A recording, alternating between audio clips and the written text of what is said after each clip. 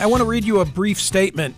It goes as follows. The United States general election debates, watched live worldwide, are a model for many other countries. The opportunity to hear and see leading candidates address serious issues in a fair and neutral setting. This tradition remains unbroken since 1976. In 2024, students at our 4 debate sites will help bring another set of historic conversations to audiences here and abroad, and their campuses will anchor 4 unique chances to listen and to learn. So read the statement issued by the Commission on Presidential Debates co-chair Frank Fahrenkopf and Antonia Hernandez in setting the schedule for the 2024 cycle. Namely, the first presidential debate will be September 16 at Texas State University in San Marcos, Texas. The vice presidential debate, September 25 at Lafayette College in Easton, Pennsylvania. The second presidential debate, October 1 at Virginia State University in Petersburg, Virginia. The third and likely final presidential debate, October 9 at the University of Utah in Salt Lake City. I'm thrilled that the aforementioned Frank Fahrenkopf has come back to the program today. By the way, I'm looking at you via YouTube. You look great, Mr. Chairman. It's great to have you back on the program. Well, Michael, I'm still vertical. That's the important thing. So, first question, if you build it, will they come? You know, to quote the famous movie, you've set the stage. How do you know they'll participate? We never know. And, you know your history. You know, Lyndon Johnson was never going to allow Barry Goldwater to be on a stage with him. Nixon, the next 2 cycles wouldn't go on. And in 1980, when we had a third-party candidate, John Anderson, who was above 17%, was at 17% above the 15% rule that the League of Women Voters had agreed to. Jimmy Carter refused to debate, came in after Anderson fell below 15. So there's no way you force these candidates. It's public opinion. And I think at this point in time and where we are in this country, I find it hard to believe that a man or woman who thinks he or she should be president or vice president of the United States is not going to want to go up on a stage before maybe 120 million people and tell them what they think about the issues and how they will lead in the future. So we have to wait and see. I know that there's always a question mark about it, and you're rattling off some of the historical examples, but it seems even more pronounced in this cycle where the RNC, which you headed in the Reagan 80s, has been mulling rule changes that would force presidential candidates seeking their nomination to sign a pledge that say they wouldn't participate with you. From your perspective, what's the beef that Republicans have with the Commission on Presidential Debates? Well, I spent a lot of time talking to the commission the RNC, when it came about that they were concerned. They were doing what they were told to do, Michael. They were told from above what they should be doing and what the position they should have.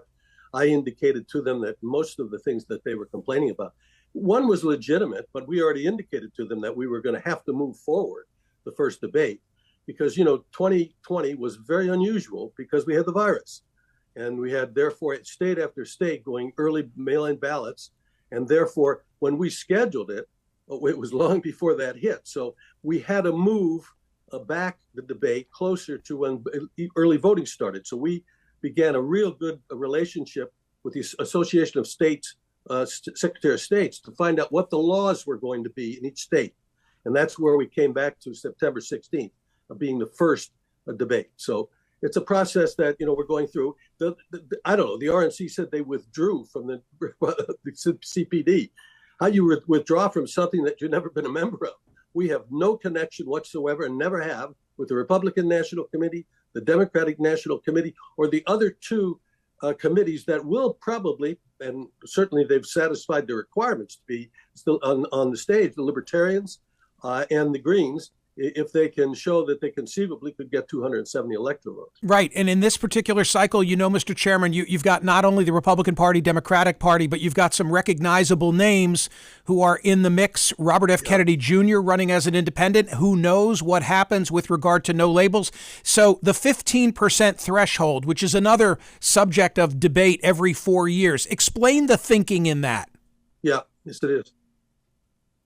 Well, what happened, we originally adopted what the League of Women Voters adopted when they were doing the debates, that you reach a point that when you're out, less than a month before the election and you're not at 15%, that, there's a real, it's a hard push to say you've got a really good shot at winning the election.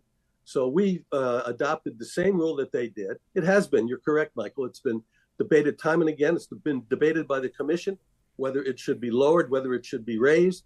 But we've adopted it. We think it's the right one. It is. We have been sued, believe it or not now, starting in 1988. The Commission on Presidential Debates has been sued in every cycle except the first election of Obama with regard to the 15% rule. And it's withstood the challenge in the federal courts. One case went all the way to the Supreme Court. So the rule has been determined to be fair, at least with regard to the power of the commission to set the rule. And so we decided, took a lot of hard thinking about it. It's still going to be the 15% rule. Now, that's a problem. One of the problems, I think, that these third-party or maybe third-party candidates or independent candidates have is not so much the 15% rule.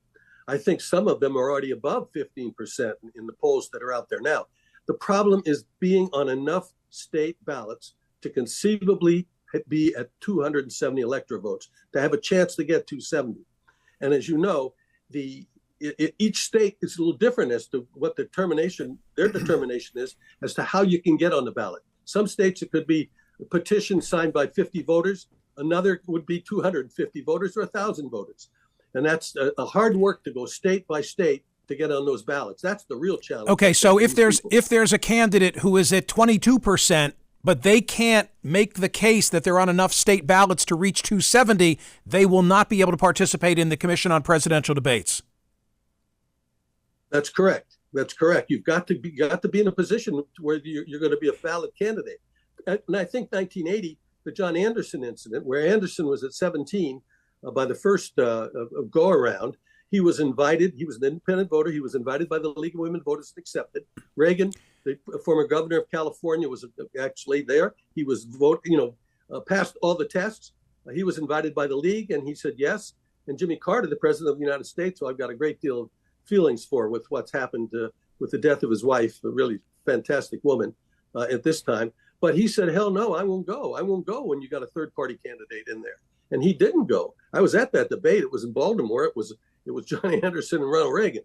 By the time the next debate rolled around, Anderson had fallen down to 12%, and then Jimmy Carter accepted. And there was only one presidential debate that year. And that was the there you go again debate, correct? And that was also there you go again line. That's correct. And that was also the debate of, are you better off 4 years than you were 4 years ago?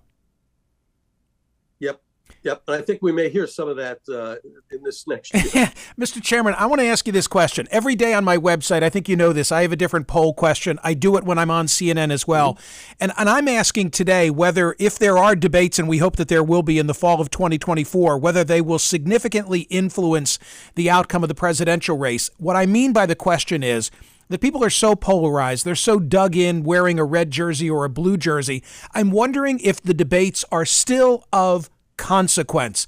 When you look back at your tenure, and I know that the commission came into existence in 87, so the 88 cycle forward, what stands out in your mind when you, Frank Fahrenkopf, say that was a debate of consequence? Well, I think what we do afterwards, after the debates are done and after the election, is we do some polling to determine, were the debates a factor in how you decided to vote? Okay. And it's been pretty consistent that about 60 to 65% of the people that we talked to said it was a factor. Not always the major factor, but it was a factor in their thinking as to how they came to the conclusion of who they were going to vote for. And Michael, what I think is important is not only what the candidates say on the issues when they're asked what the issues are. And it's clearly one of the most important factors that we're trying to achieve, that the American people will know what the candidates are going to do on these issues.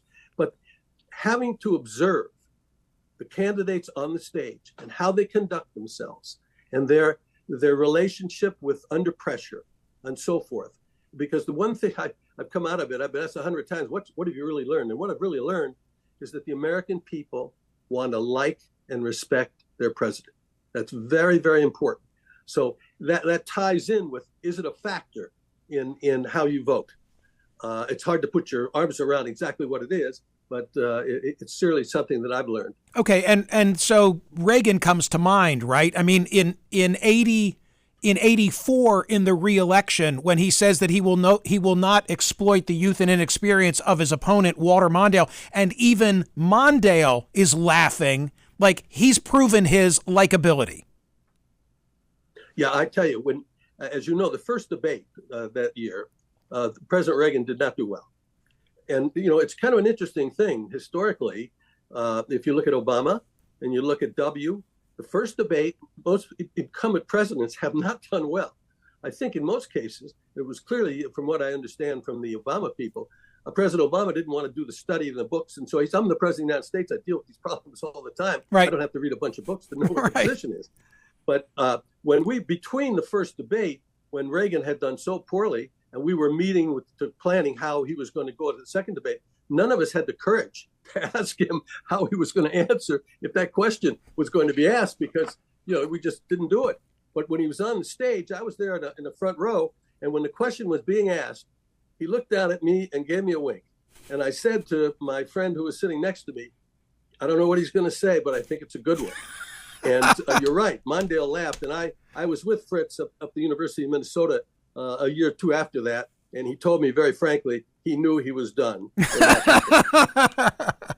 When I look back at the last cycle, and we played some audio earlier in the program, and I think about President Trump being on the stage with then Vice President Biden, now President Biden, Yep. the Chris Wallace debate, Trump was just so, how do I say, I'll be kind and say engaged. He was like all on, probably too much so.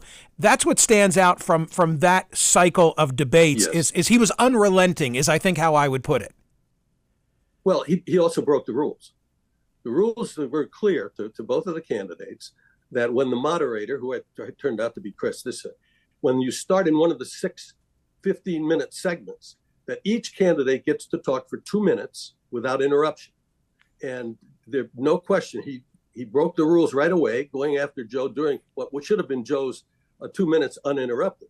And that continued throughout that first debate. And that's why in the final debate, I decided that we were going to have a mute button. And that if either candidate, and we advised them, if either candidate broke the 2-minute rule, we just pushed the button and they would be cut off and they'd probably be embarrassed. And I'll tell you an interesting story.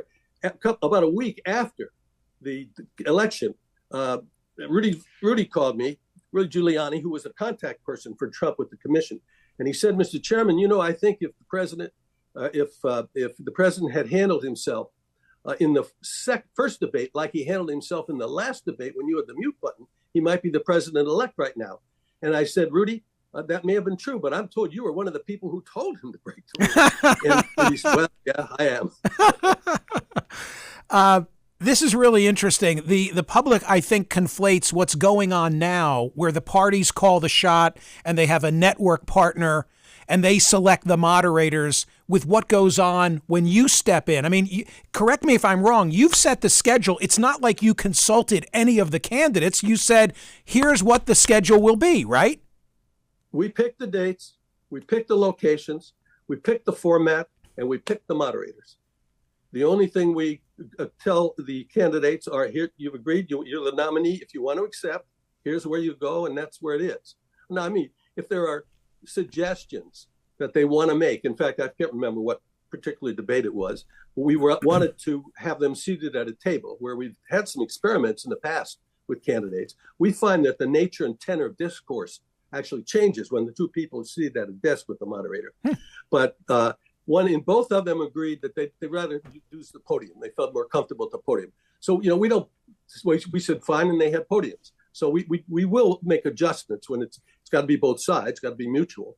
And, but it's different things at different times. And you never know what's going to happen in these debates. I assume that that the Wall Street Journal has editorialized today on the debates, and they say, let's get rid of the moderators and instead just put the two of them out there with a clock and cut off their microphones. I don't know if you've responded to this yet. Maybe this will be the first time you're on the record. No.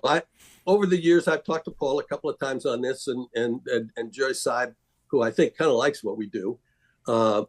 But we study every time after every cycle, how can we change and modify what we do? And we've done, as you mentioned when you were talking earlier about the debate at UCLA between Dukakis and HW.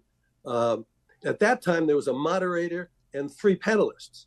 It was always a moderator and 3 panelists. And it would come to reporter number 1, who's going to ask a question, and they would ask a question. They worked long and hard to think about that question to show, number 1, how bright they were, and number 2, to get an answer to something they're concerned about. In many cases, the 2 people would not, in the back and forth with 2 minutes, 1 minute, maybe 30-second rebuttal, answer the question. Well, then it's reporter number 2's turn to ask a question. They're not going to follow up on number 1 because they worked harder. So what we did is we changed the system and made a single moderator with the ability to drill down. And then at the University of Denver, in the debate between Governor Romney and Obama, we changed it more effectively, we think. We took the 90 minutes, made it into 6 15-minute pods with the moderator indicating, not the questions that he or she were going to ask, but what the subject matter would be in each of those pods: foreign relations, taxes, education, etc. So we've slowly worked through. We think it's great. We also work with all the platforms. We work with all the social media platforms. We work with them. They send out to the people on their platform or the questions you would like the moderator to ask. So send them to us. And then they are sent to the moderator, not to us, because the moderators are the ones who ask the questions. We do not define the questions or ask what the questions are. That's journalistic integrity. And so we try to include everyone we can. So, but this sounds crazy. I can imagine what would have happened in the first debate if there had been no moderator, no one to try to take control, and what would have happened. So I think we, at this point in time, it's not perfect, but it's the best that we can come up with. I have one beef with what you've announced so far, and it's as follows. The vice presidential debate is going to be September 25 at Lafayette College in Easton, Pennsylvania. If only you could have slid that 10 to 15 miles to the west and instead been at my alma mater, Lehigh University, instead of our rival at Lafayette. The serious question, I guess, is how did you pick these venues? Well, what happens is a year out, in January or February of the prior year, and this year, we sent out to all colleges and universities, in effect, Michael, a request to bid. Are you interested in hosting? And if you are, here are the requirements. The requirements, that's how many hotel rooms are close, because, you get maybe up to 5,000 reporters from all over the world. You've got to have facilities. We have a team, the sound people, lighting people, and so forth. They go out to look at the facilities to see if it can be done. And very importantly, the Secret Service goes out. The Secret Service has got to be sure that they can lock down that campus from a security thing. So then we go and visit the schools that have put in the bids. They work with the Secret Service. They get recommendations back to the commission, and we then decide the commission where we're going to go. And it's interesting that you mentioned where we're going to be on the first debate at Lafayette.